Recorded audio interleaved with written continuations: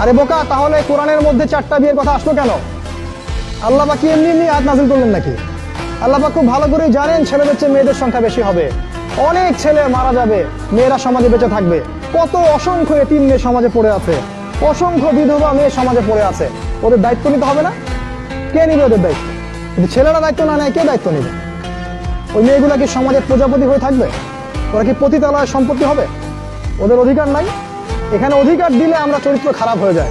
আর এদের সাথে তোমরা সারা দেশে এবং বিশ্বে জেনা করে বেড়াচ্ছ, এগুলাতে চরিত্র খারাপ হয় না। একটা ছেলে বিয়ে করার পরেও 10টা মেয়ের সাথে পরকীয়া করে, এটাতে চরিত্র খারাপ হয় না। কিন্তু যদি আরেকটা বিয়ে করে, তখন সমাজের মানুষ তাকে বাঁকা চোখে দেখা শুরু করে। এটা জাহিলিয়াত, এটা পুরো সম্পূর্ণ মক্কার জাহিলিয়াত চলছে। দ্রুত বিয়ে করো, বিয়ে করে আদর্শ পরিবার গঠন করবে। পরিবারটা এত শক্তিশালী হবে যে পরিবারের ভিতর যেন কোনো রকম শিরক, কোনো বেদাত, কোনো কুফর, কোনো হারাম ঢুকতে না পারে।